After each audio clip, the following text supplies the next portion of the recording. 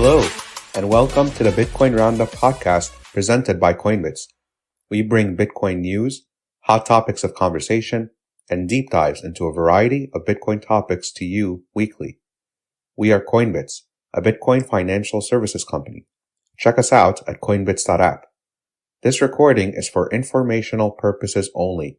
No investment or legal or any other advice should be drawn from this content. And as always, consult an advisor before making any legal or financial decisions. Coinbits is a Bitcoin-only platform. We're family-owned and family-run. We've been around since 2017, and we run on passion and heart.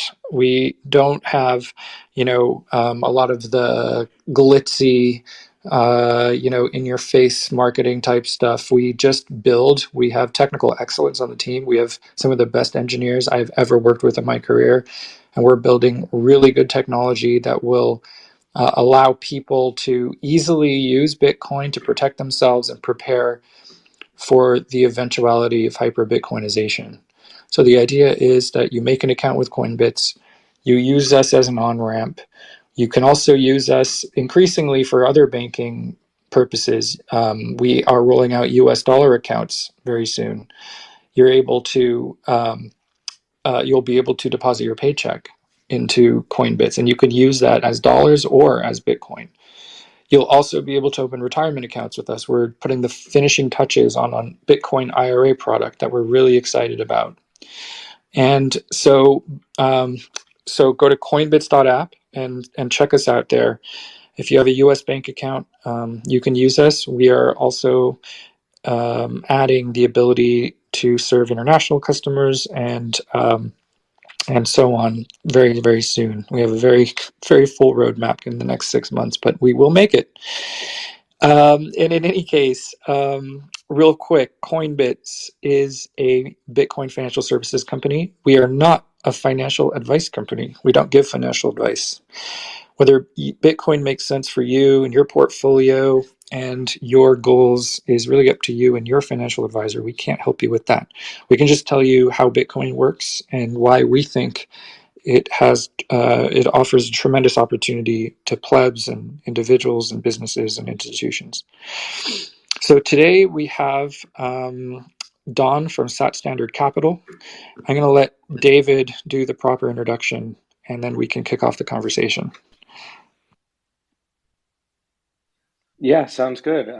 Thanks everybody for being here. We've got, like you said, Dave, Don from Sat Standard Capital. Don, you're based in Kansas City. Okay, it's Kansas City, Kansas, right? Correct. Yep.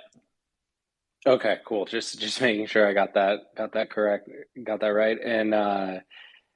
And you are a technologist and now getting into Bitcoin venture investing or venture investing in the Bitcoin ecosystem. And, I'd love it if you basically gave us an overview more in depth of your background, kind of how you got into Bitcoin, your mission with Sat Standard Capital, and you also run a Bitcoin meetup as well, right? I do, yeah. So I help run the Kansas City Bitcoin meetup that we just kicked over our 2-year anniversary here about a month ago. So that's been super fun. But yeah, a little bit about just my background in general. I have a healthcare IT background. So I grew up here in Kansas City. One of the biggest employers here in town is a software company called Cerner. And they basically do electronic medical record software for a ton of the biggest healthcare systems in the world. So after I graduated, I went to work there. Never pictured myself as really being a software engineering type guy. I was more of a business background. I had a business major.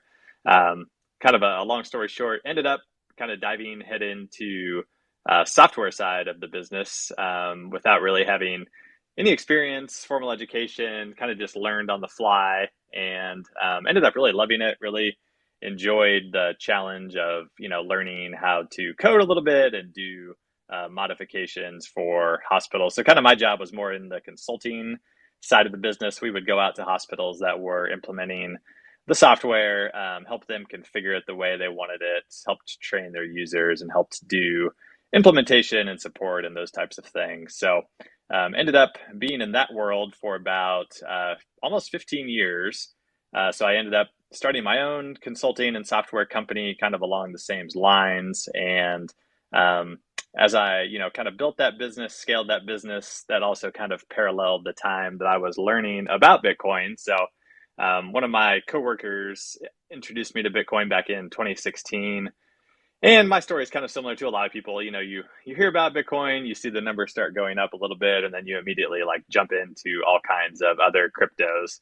Um, so during the during the 2017 bull market, I was one of those guys that was out there on like shady exchanges buying all kinds of crap. And it wasn't until the bear market came that I really took the time to actually dig in and learn about Bitcoin and why it was different, and really have been what we would call, a maximalist since that 2018, 2019 timeframe.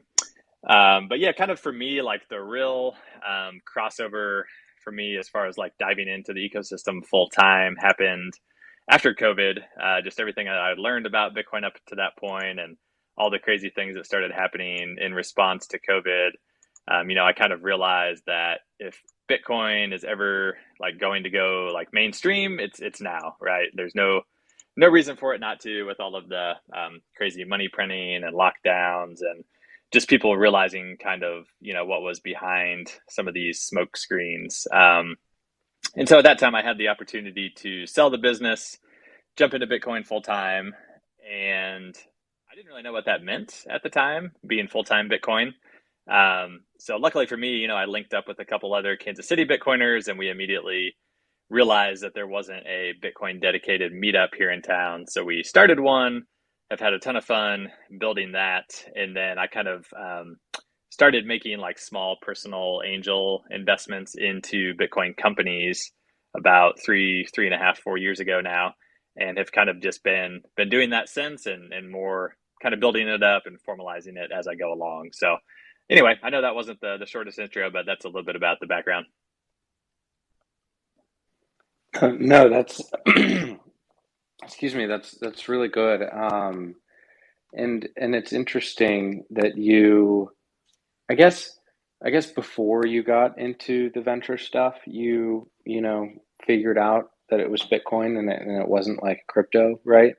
But what's really interesting for me, and I'm wondering if you could offer some interesting perspectives on this, is like why like 99% of VC, why that hasn't clicked for them yet. Because like, at least anecdotally, right? Like I remember when I was younger, I used to really look up to like, all the VCs. I was like, wow, Peter Thiel, he's so smart. And now that I work in Bitcoin, and like, you saw Peter Thiel gave a speech. I mean, maybe it's clicked for him now because he like invested in River recently. But his Bitcoin Magazine speech, and like I think it was not this year, but the last one, that was horrible. And I was like, oh my gosh, right? I mean, never have any heroes, right? But I guess like from your perspective, what like you would think that the VC industry would have caught on to this earlier, right? Totally. Yeah. And I think there's a couple main reasons for that. I think number one is there's just kind of a misperception about what Bitcoin is for a lot of like the mainstream tech guys and mainstream venture capitalists. I think, they view Bitcoin as like sound money and like a store of value, and that's it. And I think in their mind, that means that every other use case is ready to be disrupted by quote unquote crypto. And so I think they don't realize that, as we know, a lot of the things, pretty much everything that's being built outside of Bitcoin eventually will be built on Bitcoin if it's a proven use case and something that, is proved to be valuable long term. And so I think that's one reason.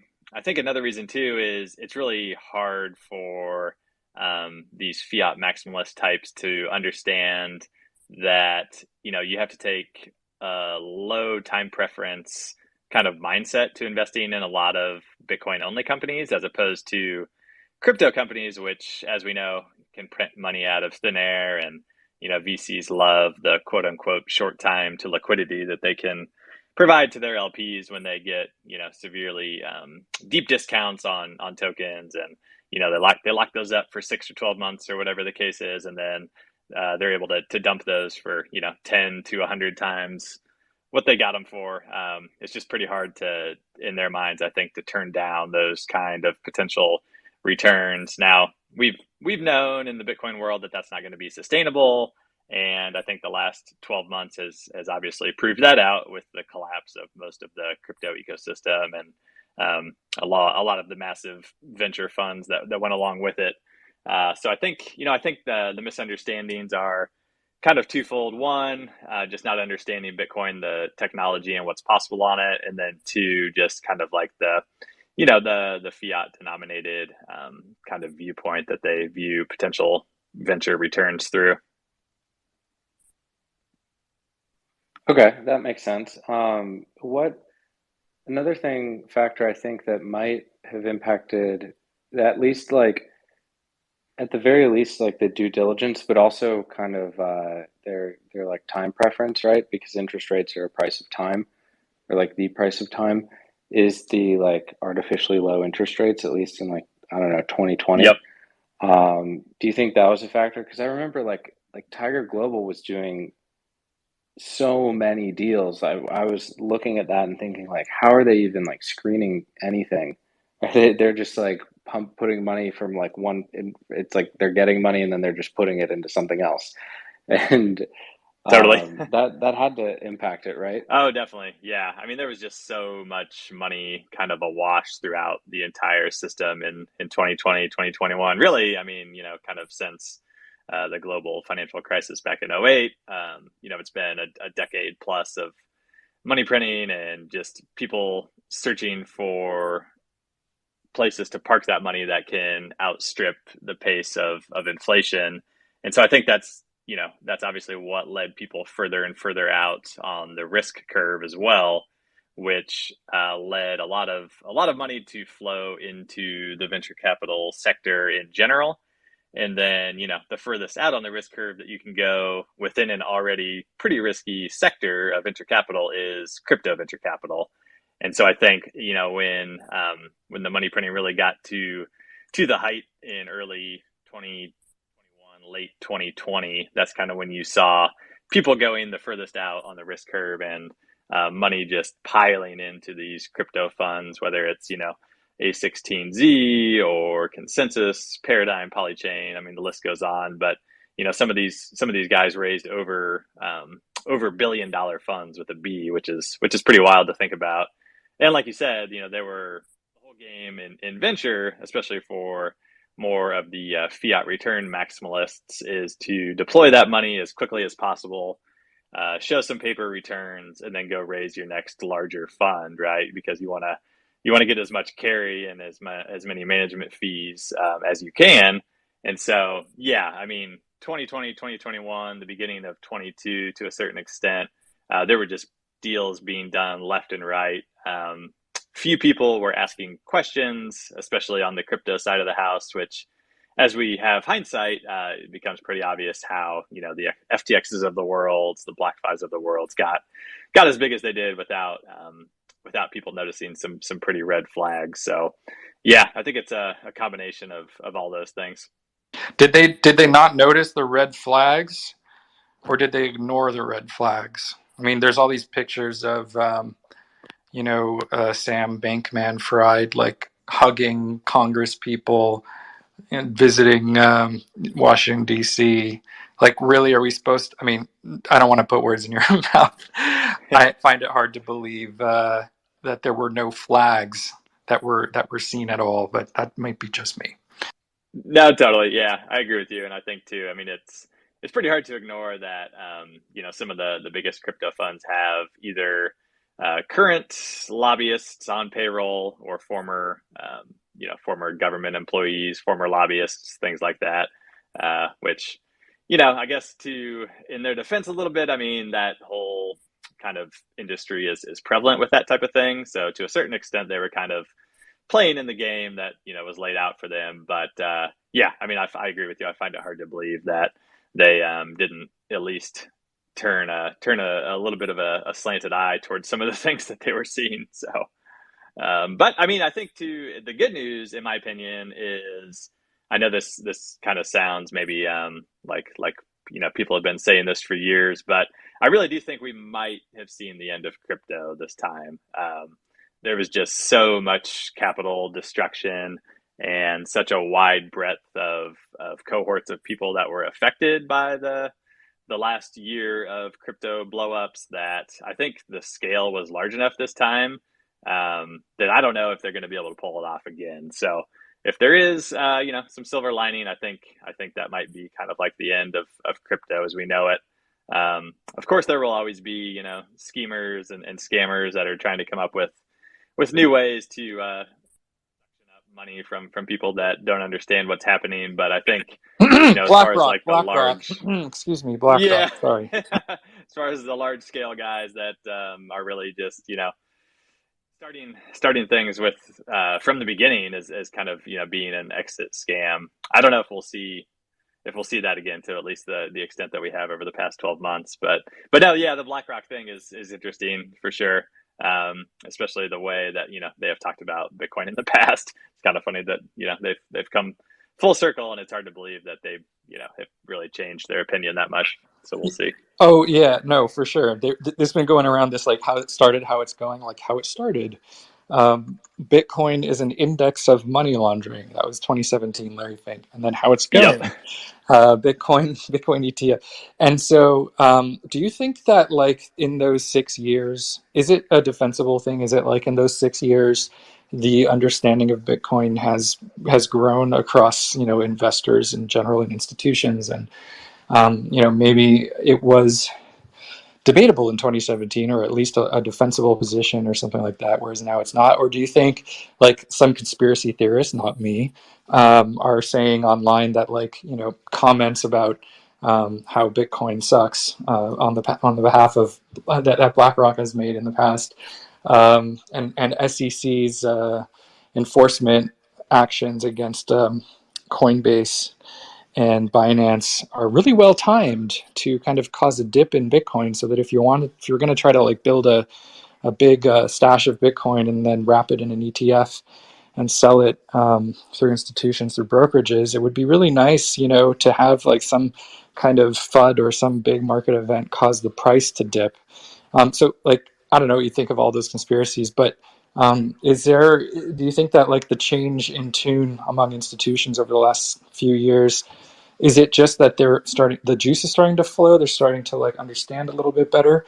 Or is there this element of like, if I can't participate, no one should, and then when they're able to participate, they sort of change their tune? Yeah, I think, just for institutions of various natures, I think education is something that's definitely been a lot better as far as Bitcoin and why it's different over the last 5 or 6 years. Back in 2016, when I kind of got involved, there was hardly any, Andreas Antonopoulos was basically one of the very few people out there doing Bitcoin education. And, even then it wasn't all Bitcoin related. So I think now, obviously, we have a wealth of really great Bitcoin only podcasts, books, articles, et cetera, to point new people to start their learning journey. And so I do think that, plays a role in just kind of slowly educating the populace. When it comes to like the mega institutions, I don't think they care. I think they see, a way to make money. They see the game theory of, not participating in this ecosystem and what that could do to their business long term. And so I think we're starting to see some of that play out now. Larry Fink and BlackRock specifically, I think some of those conspiracy theories probably aren't too far fetched. But if you start talking more about other capital allocators, whether that's like family offices or pension funds, I think just the education in general has certainly gone a long way to help more of those folks understand Bitcoin.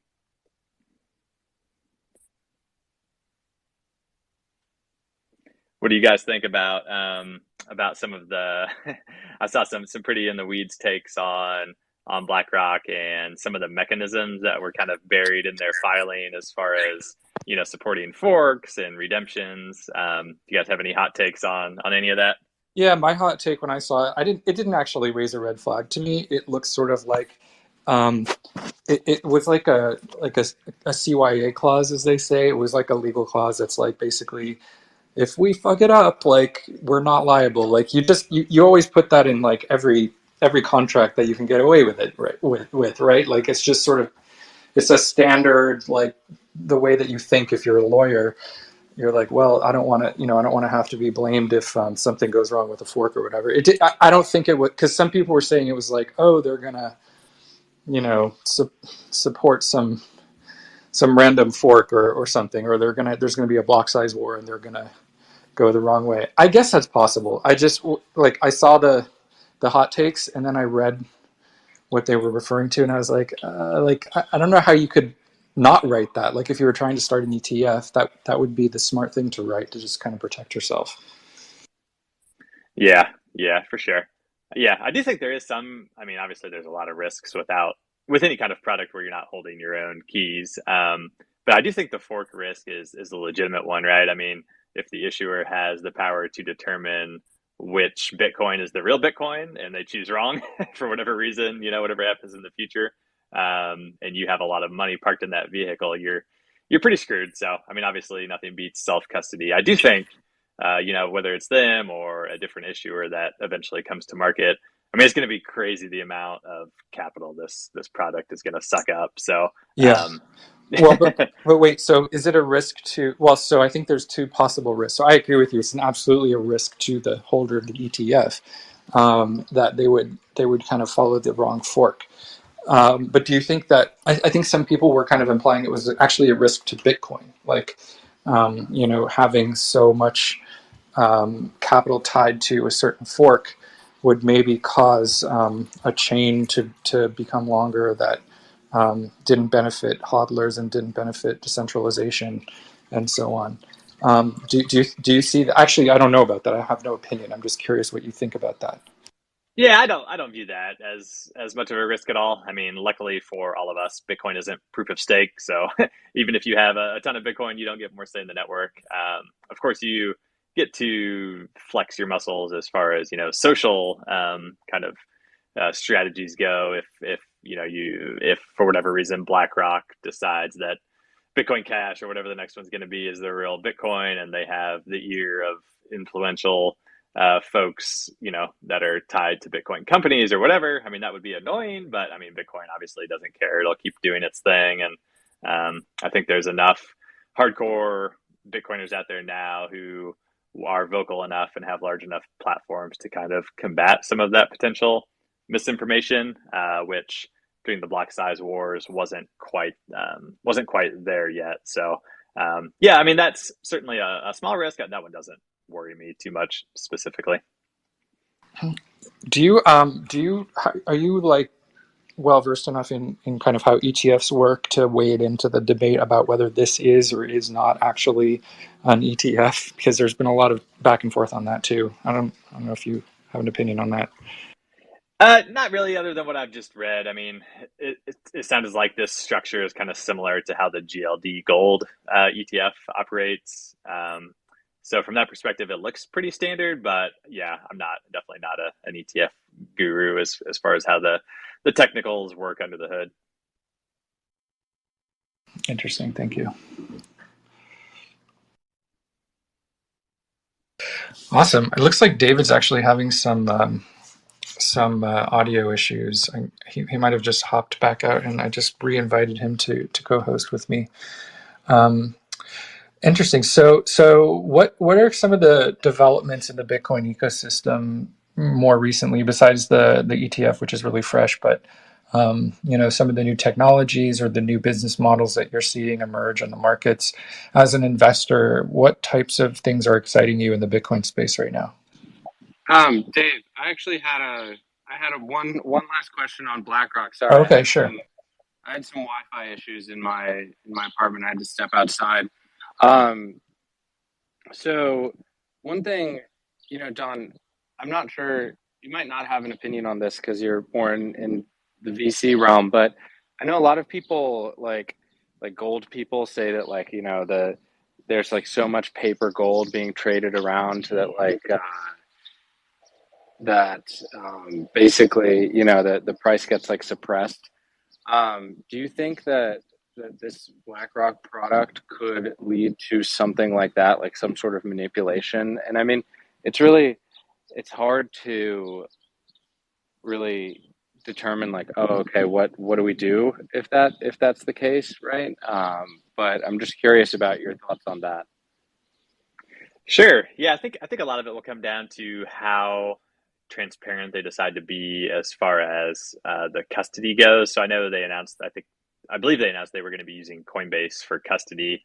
If they were to do, some sort of proof of reserves type of attestation, I think that would be helpful. That folks could at least see that the Bitcoin that the trust purports to have is actually sitting there on chain and not being rehypothecated. That would go a long way. I kind of view the risk of rehypothecation as being pretty small for this type of product, just because it is so regulated and there's so many eyes on the product itself. I do think if there were going to be price suppression, it would generally be done in the futures market, which I think is where a lot of the gold bugs kind of see that happening. And obviously Bitcoin has had tradable futures since CME came on board with their product at the top of the bull market in 2017. So some would say, maybe there's a correlation there as far as price suppression goes, but I don't generally put too much weight into those types of things. I think Bitcoin being worldwide currency and traded in pretty much every currency 24/7, 365 throughout the world, I think it's pretty hard to coordinate something that would be able to suppress the price in every currency every second of the day. That's my opinion. Wow, that's interesting. I very much like that last part you said. That gives me some confidence. Dave, did you want to kind of re-ask that question that you left off with? Oh, sure. Yeah, it was just sort of about other developments in the Bitcoin space. I mean, things are moving really fast. You have a lot of companies building L2 products, new business models emerging, new social experiences emerging.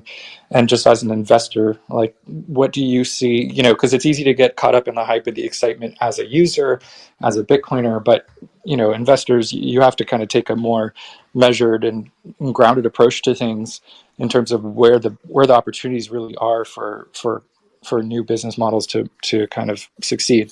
And so I was just wondering what you see on that front and what makes you most excited as an investor.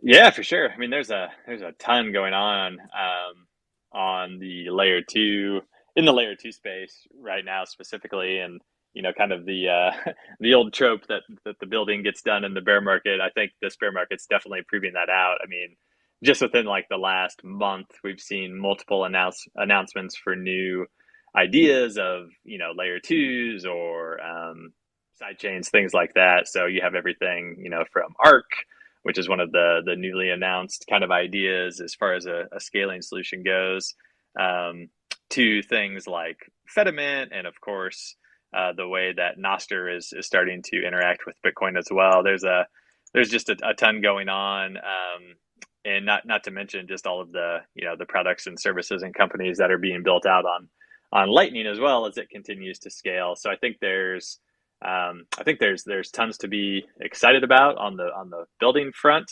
but from an investment perspective, I think we need a little bit more time for the new layer two solutions to be kind of fleshed out before companies and ideas can start being built on those. They're mostly just ideas right now. I think if we're talking maybe 6 to 12 months from now, it'll be a whole different story, as far as those go. But I'm still super excited about Lightning specifically. I know Lightning's kind of been taking some punches from some certain folks here recently, but I do think just looking at it empirically, it's been a pretty big success for being a basically a 3 to 4 year old technology now.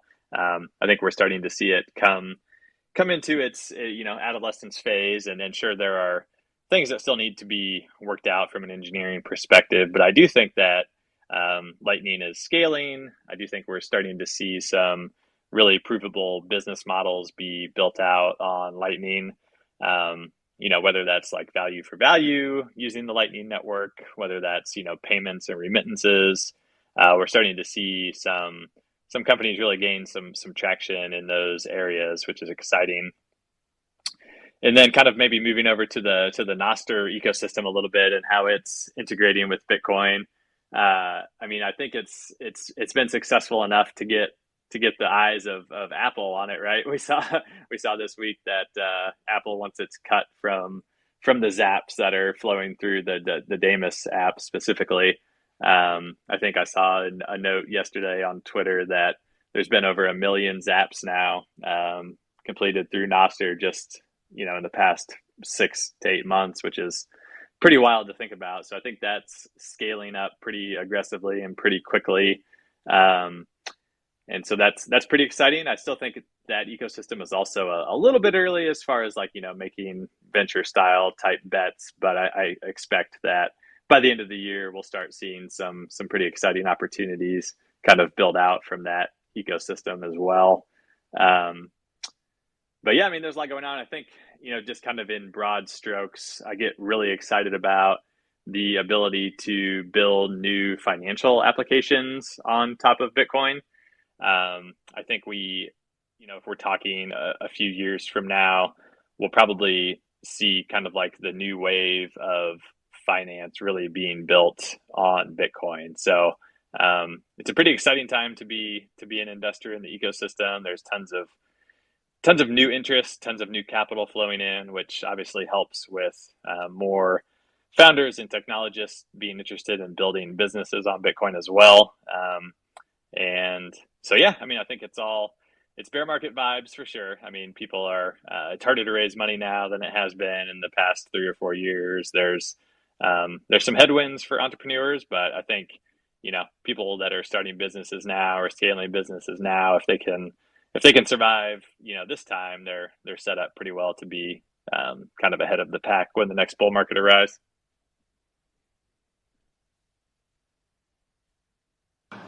Hey Don, Maher here. Hope you're doing well. Thanks for joining the spaces today.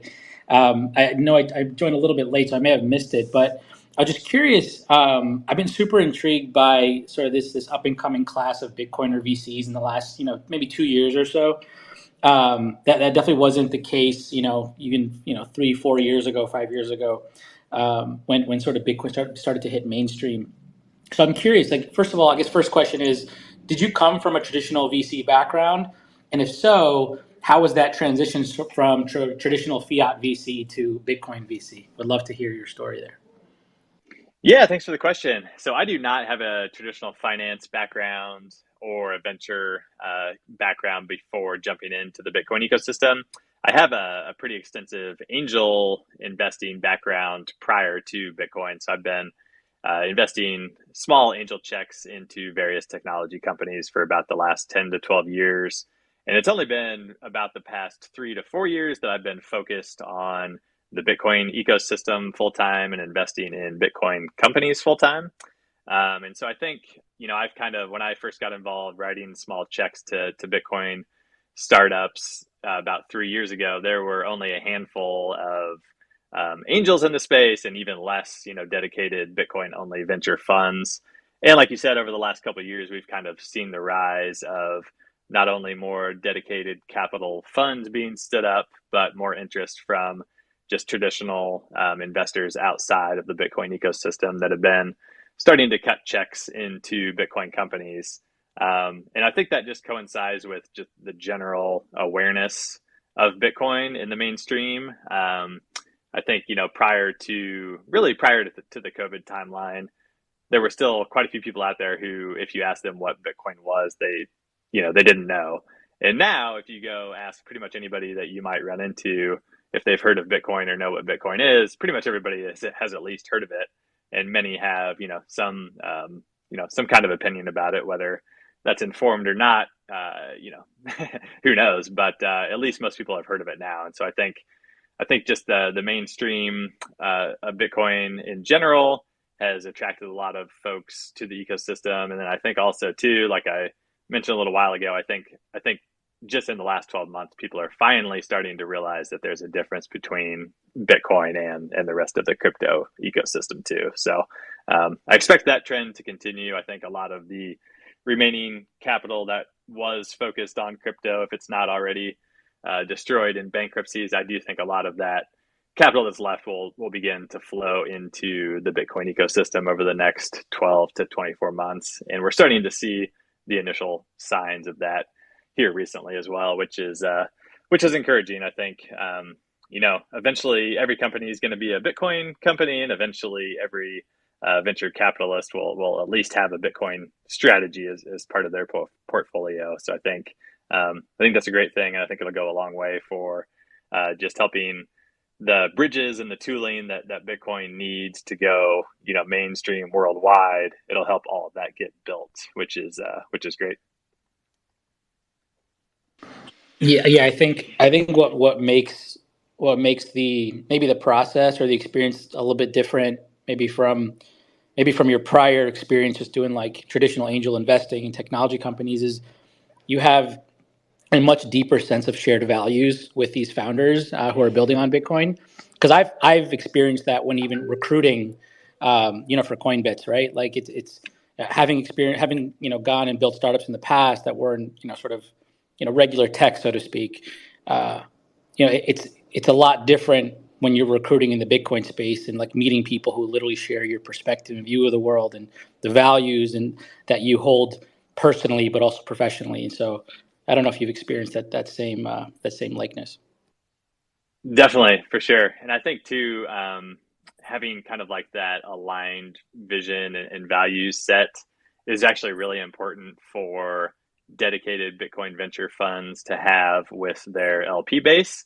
Because if you don't have that and you just get, a bunch of people that are just trying to make a quick buck involved, I think that those people are going to be disappointed, right?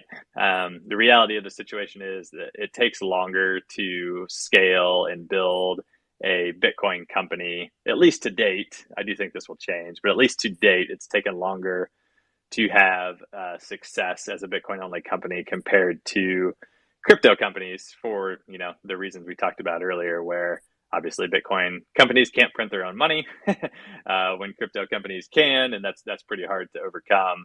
And so I think having that mission aligned capital really does make a difference, not only from the fund's perspective and having a chance to actually create value with your investments, but also from the founders and the entrepreneurs perspective. I think many Bitcoin company founders really value having Bitcoiners on the cap table, just because, like you said, they know there's a shared alignment and understanding and values. And so, they would, if given a choice, I think most of those founders would certainly rather have Bitcoiners on the cap table compared to crypto or outside just generalist venture investors.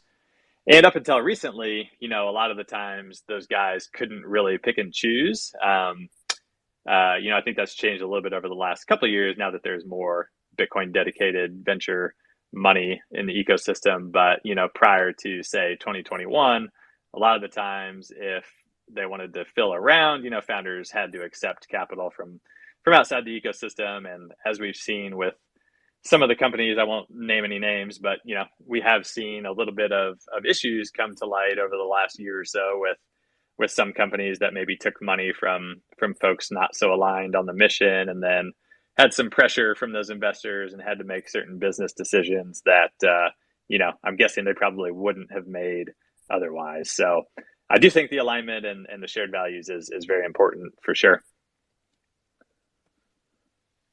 Thank you, Don.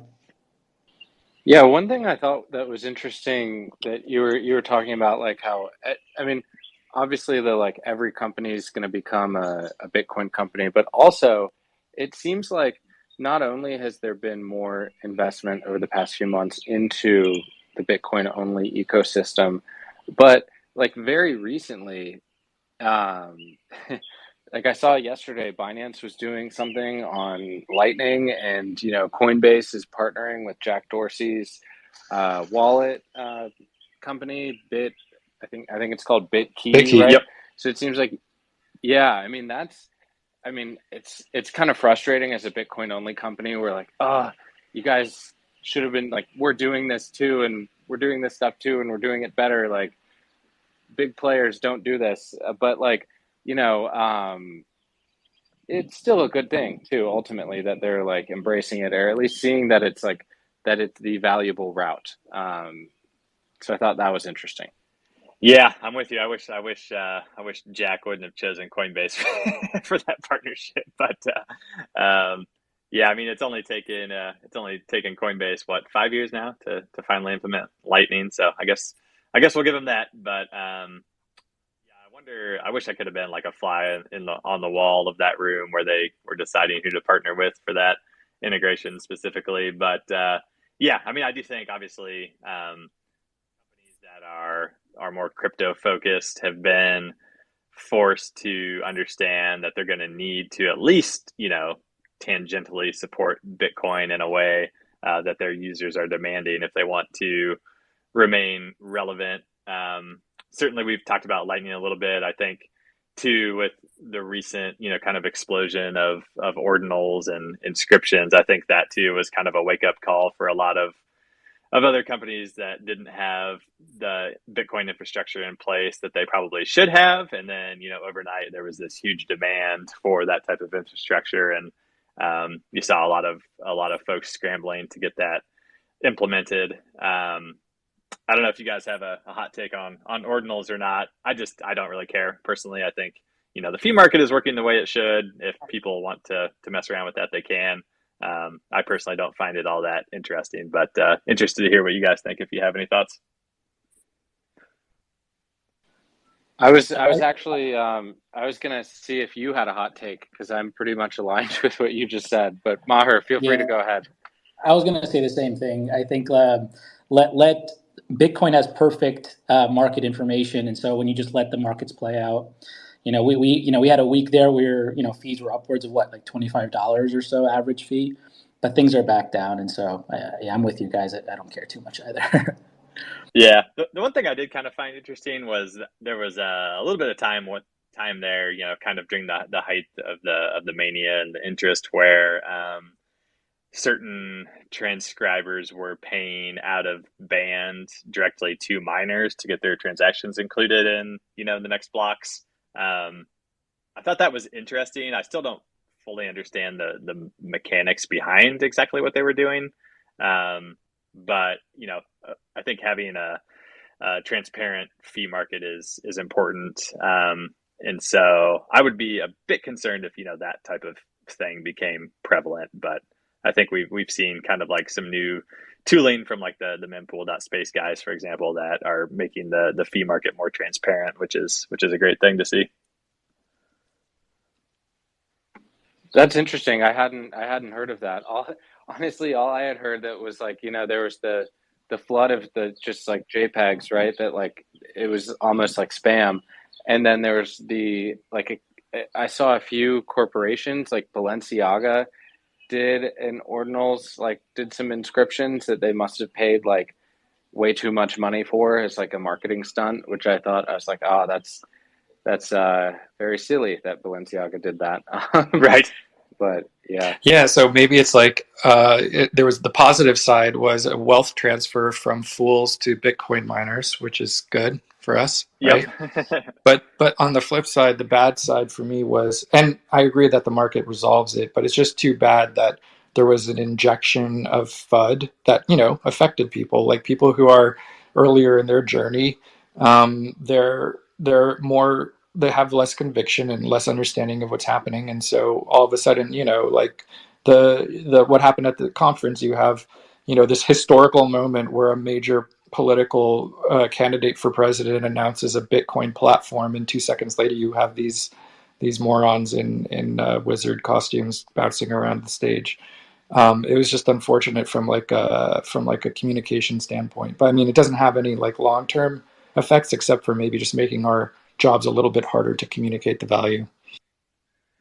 Right. Yeah. I mean, I am glad that it happened kind of during the boring bear market part of the cycle, as opposed to when everybody's eyes are on the industry. Right. I think it probably could have been worse if this would have happened, maybe a year and a half from now or a year from now, as opposed to the depths of the bear market. So that's my full glass take on it. Hey, Don, I've actually. Yeah, imagine. Oh, go ahead, Maher. Thanks, David. I just had a quick question for Don. Just 'cause I think that your perspective is super unique. But how do you answer the question to your LPs or just folks in who are interested in investing in Bitcoin companies of, hey, should I just buy Bitcoin or, invest in a Bitcoin company? I feel like that's such a insightful and thoughtful question. And I don't know if I ever get a clear answer. Yeah, for sure. No, that's a good question. It's something I talk about pretty much every day. So yeah, happy to dive into thoughts there. I think there's two things. Number one, I would never tell anybody not to buy spot Bitcoin and instead, dump the portion of their portfolio that is dedicated to the Bitcoin ecosystem straight into venture. I don't think that's the answer at all. I think I generally tell people you obviously want to buy quite a bit of Bitcoin with whatever your, say you have an allocation to Bitcoin that's maybe, let's just use 10% of your portfolio for an example. Of that 10%, I would certainly advise people to buy at least, half of 50% of that allocation to spot Bitcoin itself. And then, maybe go a little bit further out on the risk curve and mix some venture in to the other 50% of that allocation. I think the reasons are there's several that come to mind specifically. I think if we want Bitcoin to succeed, we need to support the companies that are building the infrastructure to bring Bitcoin to the mainstream. If nobody builds on-ramps, custody, social networks, education platforms, all of these types of things that's really going to take to get Bitcoin out to the world, I think we're doing ourselves a disservice to kind of just say that Bitcoin will win without supporting like I said, the companies that are bridging the gap between now and a Bitcoin future. And so I think, if you're going to have money in the ecosystem, I think it makes sense to at least have a portion of that capital dedicated to the startups building that infrastructure. Number two, I think due to kind of the misaligned incentives of traditional capital allocators, there's a window of opportunity that is closing pretty quickly, in my opinion, as far as really getting involved with startups in this ecosystem that are going to be building the next wave of finance at, kind of a time when the mainstream doesn't realize what's happening here. And so I think from a returns perspective, you have kind of an opportunity to really get in kind of on the ground floor, maybe akin to, somebody buying Bitcoin in 2011 or 2012 in that time frame. That's kind of how I view where we are in terms of the venture capital part of this ecosystem. And so I think not only are you doing good by supporting the companies and the infrastructure providers in the space, but I think from a purely returns point of view, I think there's certainly a high chance of outsized returns by supporting this ecosystem early on. And then, I would also say that I think a lot of it too just goes back to kind of like that shared vision and shared mission of just wanting to see Bitcoin bring about change in the world. Kind of as silly as that sounds to outsiders, I think, as we all know, once you start going down the rabbit hole, you can kind of see, quote unquote, the things that Bitcoin fixes. And I think just supporting that mission is, also something that a lot of people find attractive. Great answer, man. Thank you so much. I think I thought about it in similar ways where first and foremost, it's like you said, almost a sense of responsibility, right? For those of us that have, we're on the ground floor, on the front lines, just orange pilling people, building the infrastructure. But then, I liked what you said about that closing window of opportunity where you could potentially outpace Bitcoin in terms of ROI because of the arbitrage opportunity. So I like that. For sure. Yeah. I mean, and just kind of, looking back on some of the success that early capital allocators have had in the ecosystem, I think it's fair to say that, probably not since 2011 or 2012, you were probably better off just buying spot Bitcoin then. But, certainly in the last 5 or 6 years, a lot of Bitcoin startups have outpaced the growth of Bitcoin, the asset itself. And I think that will continue to occur just because there's going to be so many new users coming into the Bitcoin ecosystem in the next 5, 10, 15 years. Obviously, I still believe Bitcoin, the asset, has a ton of growth ahead of it, but I think some of the infrastructure providers and the companies building, the future financial applications that will support, hundreds of millions of Bitcoiners. I think there's a ton of great potential for massive venture style returns in our ecosystem as well.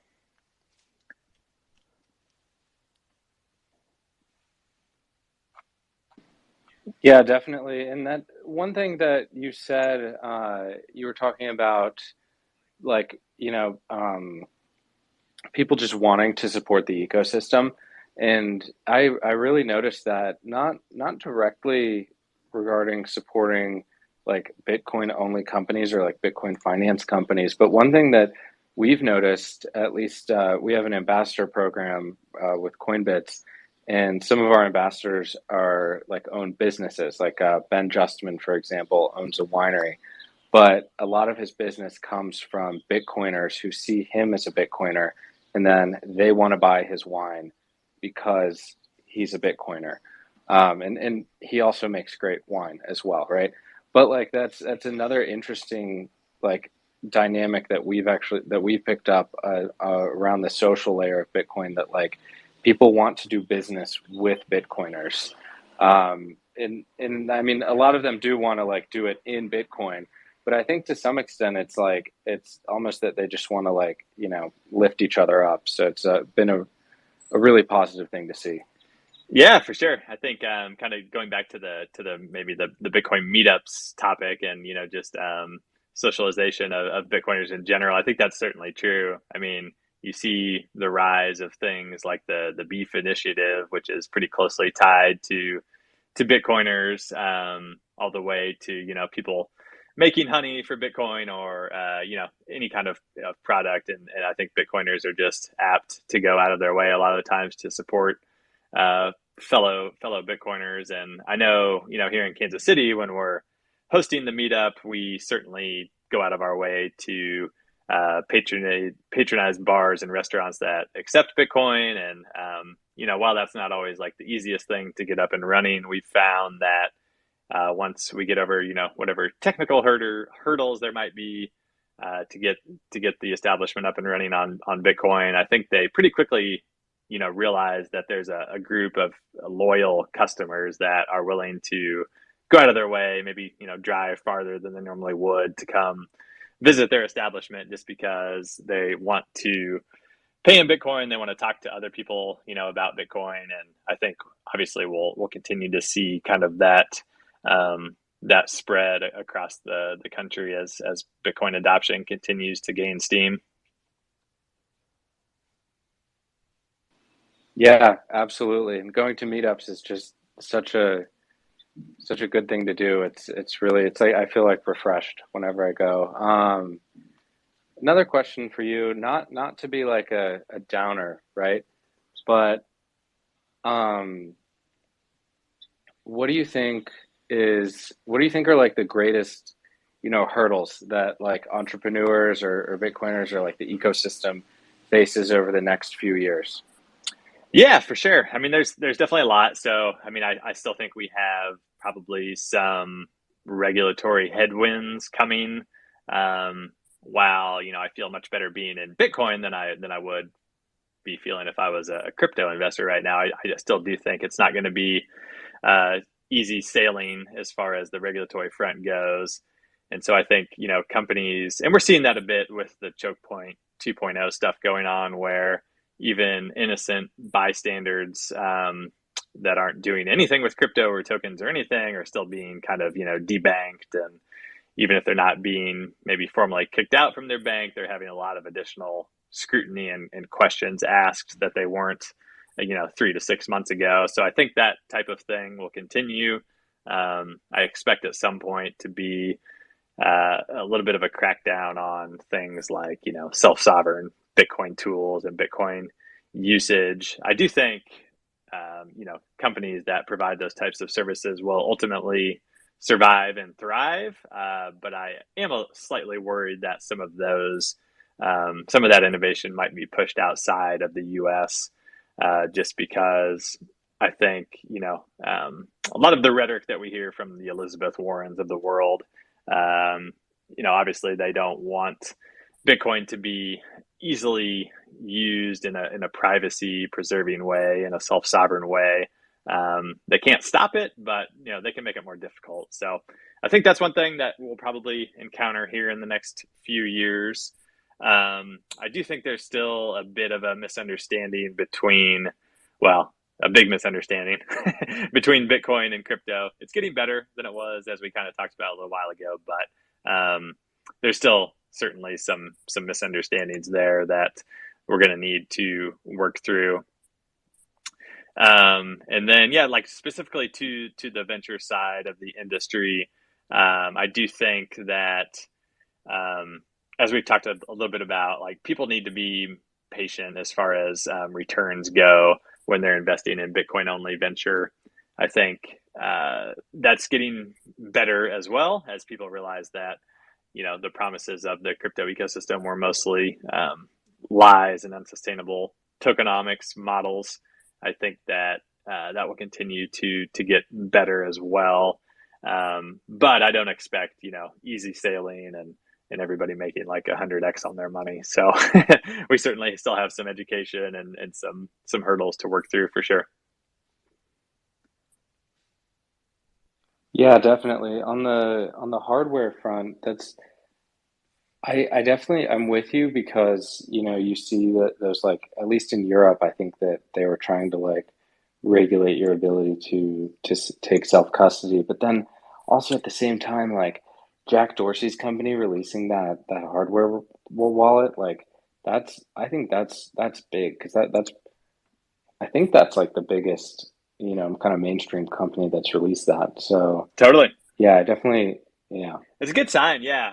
I do kind of worry a little bit that, maybe if not explicitly requiring KYC, there might be some kind of like implicit, way to track folks that are, obviously if Coinbase is on the other side of the trade, then they're going to have, probably a lot more information than we would like.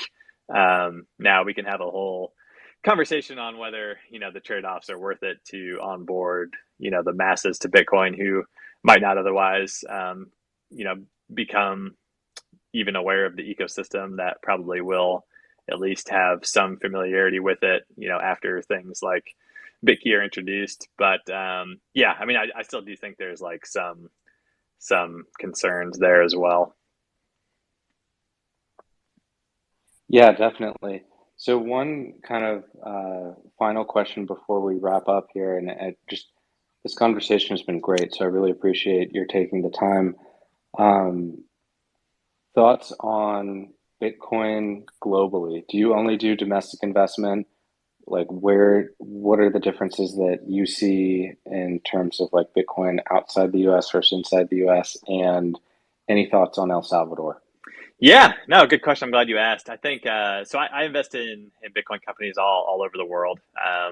So I'm not specifically domiciled here in the U.S. as far as my investing goes. I think some of the starkest differences we're seeing here recently are, unfortunately, a lot of companies that probably would have been started in the U.S. maybe a year or two ago. Those founders are now leaving the country and going to start those companies in friendlier jurisdictions. So I think that trend will probably continue. As kind of as sad as that makes me to say, I do think that's probably on a bit of a path that's not going to change anytime real soon.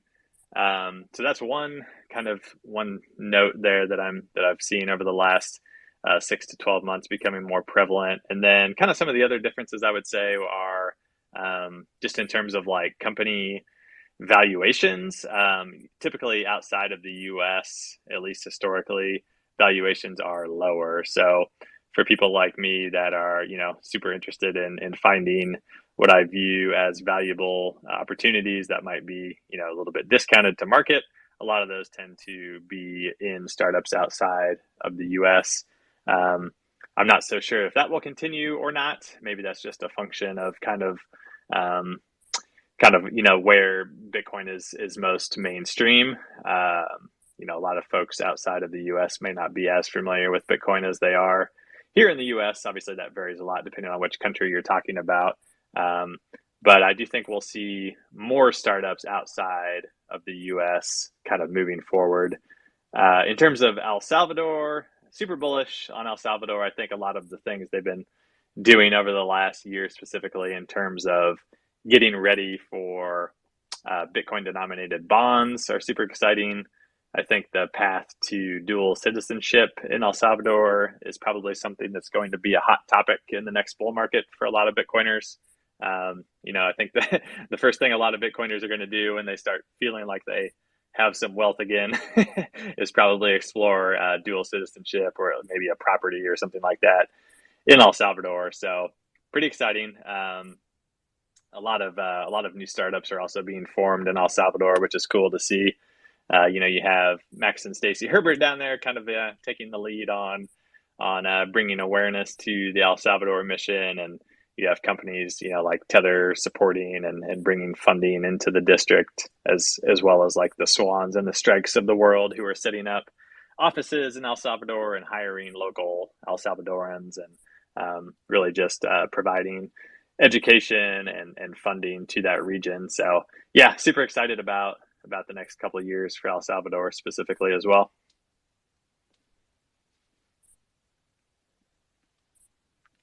Thank you. That was awesome. We agree too. We've just been writing a little bit about how jurisdictions are emerging across the world that are more friendly to innovation. In particular, there's the MICA, MICA regulation in Europe, which is driving talent out of Europe, unfortunately. And back when we wrote it, I think it was before some of these enforcement actions, and I was thinking it was like Hong Kong, El Salvador, and the U.S. I think the U.S. still probably does have viability midterm, but I think there's like this freezing effect, or this chilling effect rather, of the uncertainty going on right now and all the FUD. But it'll work through. I actually think the U.S. is. I'm pretty bullish on the U.S. for Bitcoin, honestly, because we do have this tradition of culturally of being interested in sovereignty and interested in freedom and technologies that enable freedom. And so I think as the information breaks through the FUD here, I don't know. I'm hopeful that this is still going to be a center of Bitcoin innovation. Yep, I agree with you for sure. I think what's cool too is this is kind of like, if you guys have read the Sovereign Individual or familiar with the thesis, I mean, this is kind of playing out real time, which is pretty cool to watch. Obviously, obviously Bitcoin is global, and Bitcoiners too are becoming more self-sovereign individuals and able to, spend their time and capital in friendly jurisdictions. And I think we'll continue to see more of that as kind of this whole thing continues to play out. But I agree with you. I think, long term, I think the U.S. will come around to their senses and support Bitcoin innovation. And really, they've been very supportive to Bitcoin throughout its life so far. It's just more of the saber rattling that sometimes scares off potential entrepreneurs, and it's cyclical. I think right now we're just in the part of the cycle where that rhetoric, like you said, is heating up a bit. But yeah, I do expect it to come back the other way as well. Yeah. Awesome. I'm glad to hear that. I'm hopeful too. Well, this is, we've been going about an hour and 10 minutes here. If anybody has questions or thoughts that they want to share, feel free to raise your hand, and I'll extend speaking rights to you, and you can take the stage and speak for a little bit. And in the meantime, I'm going to start wrapping up the session here. So I'll be watching the screen, and if anybody raises their hand, I'll stop what I'm doing. We've been listening to Sats Standard Capital, Don from Sats Standard Capital, and Casey Hoddle, who runs the Kansas City Bitcoin Meetup, about Bitcoin VC, BlackRock, and trends in the Bitcoin industry. And just real quick, so you guys know who we are, if you're not familiar, we're Coinbits. We have been around since 2017 helping you get Bitcoin back when it was a lot harder to get Bitcoin from a Bitcoin only company, and it wasn't clear like what was the safe option. Coinbits was there innovating and bringing Bitcoin to people who really were really a little bit less information technologically adept. Maybe they thought that Bitcoin was only for computer nerds and technical people, and Coinbits was there building a community. So we've been in this game of building on Bitcoin and building that social layer for several years now. And we're family run, and we are totally committed to Bitcoin values. So you're never going to hear about Coinbits taking VC money to start listing other tokens. Believe me, we've been asked, and we turn them down because we're in it for the long term, and we don't want to sacrifice our values for short-term gain, like many of you wouldn't. Check out coinbits.app. Today we have really strong DCA features where you can set up a savings habit, and you can save in Bitcoin on a schedule, weekly, bi-weekly, monthly. We also have a daily DCA, so you're able to benefit from like the more rapid DCA schedule of daily. We also have roundups. That's our core feature, where you can link your credit card or your bank account, round up your spare change, and save in Bitcoin really slowly and steadily over time. It's a great way to orange pill people who are a little bit less committed to Bitcoin but curious. Tell them about Coinbits. Tell them to round up with Coinbits. Don't worry about how much to buy or when to buy, and it just happens automatically. We are rolling out some really interesting new features in the coming weeks, though. So one of them is the Bitcoin IRA. We talked to people about how IRA, retirement accounts, 401ks, IRAs, they might be scattered around. Most of them are in the stock market, and there's various levels of comfort with that. And a lot of these members that we talk to, they have these retirement accounts, and they'd rather have that in Bitcoin, but they don't want to take the tax hit of pulling the money out. So we created the Bitcoin IRA. So this is going to let you roll those over. So you can make your annual contributions as usual, but you can also roll over existing accounts. So it's kind of like suddenly having a giant pile of Bitcoin that you didn't have before, and it's really exciting. We're really excited to bring that to people in the coming weeks. We're putting the finishing touches on it now, so it won't be long now. We are running it as a pilot at first, and so there's going to be a waiting list that we go down. So the first people on the waiting list are going to get to open their IRAs first. So if this is something that interests you, I would really suggest that you get on the waiting list. We have a long one at this point. But the nice thing is, even if you join it now, if you go and share your link, then you're able to move up in line automatically. So go join the wait list. Go to coinbits.app and find the IRA button and go there and join the wait list. And then it's going to give you a link. And if you share that link and people join, then you can move up in line. And I actually saw somebody move from 50 something into the top dozen. So it can work really, really well. The other thing we're releasing is something called Coinbits Cash. And what this is a cash advance product that lets you achieve fiat liquidity without selling your Bitcoin. So if you need a float till your next payday, or you have some short-term expenses that you just need to take care of quickly, you can use Coinbits Cash. Some of your Bitcoin will be locked up in a vault, and we are able to send you a cash advance. You get the fiat within a couple days, pay your bills, and then if you pay it back within 30 days, you're able to prevent the Bitcoin from being sold. If you do nothing, no worries. We'll just automatically sell the Bitcoin for you to cover. So it's just a nice option for people who they need the money now. They'd rather not sell their Bitcoin. And there's no debt, there's no risk. It's really straightforward. So that's called Coinbits Cash, and we're going to be releasing that this summer. So all of this and more is available, guys. Also, US dollar accounts. There's so much coming down the pike. So sign up to coinbits.app. We are the best option for Bitcoin DCA and managing your Bitcoin. We have the best UX in the industry. We keep hearing that from people, and it's incredibly flattering and humbling. But as long as we keep hearing it, we'll keep repeating it. So join coinbits.app. And thank you all for being here. We do this every single week. We find an interesting Bitcoiner, influencer, thought leader to come on the show and have a conversation.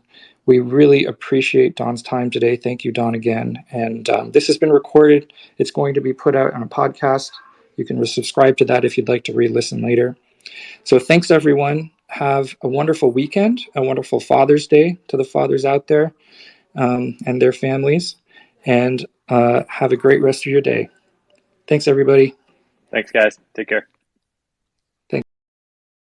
We hope you've enjoyed this episode of the Bitcoin Roundup podcast presented by Coinbits.